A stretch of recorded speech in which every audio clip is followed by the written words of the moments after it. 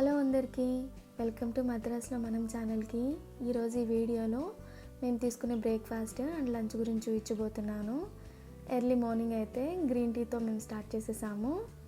ఆ తర్వాత మా బ్రేక్ఫాస్ట్లోకి కట్ చేసిన carrot, cucumber pieces, green gram sprouts అన్నీ కలిపి ఒక బౌల్లో తీసుకున్నాను. ఇందులోకి కొంచెం లెమన్ జ్యూస్, ఒక స్పూన్ హనీ కూడా వేసి తీసుకున్నాను.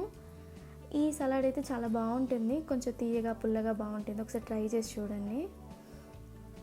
బ్రేక్ఫాస్ట్ అయితే ఇలా కంప్లీట్ చేసాము. లంచ్లోకి అయితే ఫిష్ ఫ్రై చేస్తున్నాను. నేను చేసే ఈ ఫిష్ ఫ్రై చాలా ఈజీగా చేసుకోవచ్చు. ఇక్కడైతే క్లీన్ చేసి పెట్టుకున్న చేప ముక్కల్లోకి కొద్దిగా ఉప్పు వేసి బాగా చేప ముక్కలకి పట్టేలా కలుపుకుంటున్నాను.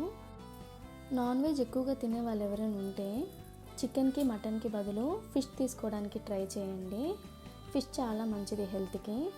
ఇక్కడైతే చేప ముక్కల్లోకి ఒక స్పూన్ పసుపు, 2 స్పూన్లు కారం, 1 స్పూన్ అల్లం వెల్లుల్లి పేస్ట్, కొద్దిగా కరివేపాకు అన్నీ వేసుకొని బాగా చేప ముక్కలకి పట్టేలాగా బాగా కలుపుకుంటున్నాను. ఇలా మసాలా అంతా పట్టించిన చేప ముక్కల్ని ఒక అరగంట సేపు ఫ్రిడ్జ్లో పెట్టి తీసుకుంటే మసాలా బాగా పడుతుంది. ఇక్కడ ఒక ప్యాన్లోకి కొద్దిగా ఆయిల్ పోసుకొని ఒక్కొక్క చేప ముక్కని వేసుకుంటూ మీడియం ఫ్లేమ్లో ఫ్రై చేసుకుంటున్నాను.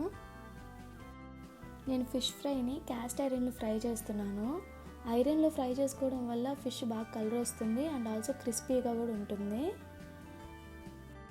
సొరకాయ పప్పుని అయితే ఆల్రెడీ బాయిల్ చేసి పెట్టుకున్నాను. అందులో పోపు అయితే వేసేసాను. ఈ సొరకాయ పప్పుని పెసల పప్పుతో చేశాను, చాలా బాగుంటుంది. ఇక్కడ ఫ్రై చేసి పెట్టుకున్న చేపలన్నింటినీ కూడా ఒక ప్లేట్లో తీసేసుకున్నాను. అండ్ ఈరోజు మా లంచ్ని అయితే 1 కప్పు రైస్, కొద్దిగా సొరకాయ పప్పు, ఫ్రై చేసిన చేప ముక్కలు అండ్ కొన్ని కీరకాయ ముక్కలతో కంప్లీట్ చేసేసాము. ఇక్కడైతే నేను ఆల్రెడీ చేసిన ఆర్ట్ అండ్ క్రాఫ్ట్స్ కొన్ని చూపించబోతున్నాను. ఈ తోరణం మేకింగ్ వీడియో అయితే ఆల్రెడీ మన ఛానల్లో ఉంది. ఆ తర్వాత నేను ఇక్కడ చూపించేది ఒక వాల్ హ్యాంగింగ్. ఇదైతే నేను క్లేతో చేశాను. అంతేనండి ఈరోజు వీడియో. ఈ వీడియో కానీ మీకు నచ్చినట్లయితే లైక్ చేసి షేర్ చేయండి. Thank you.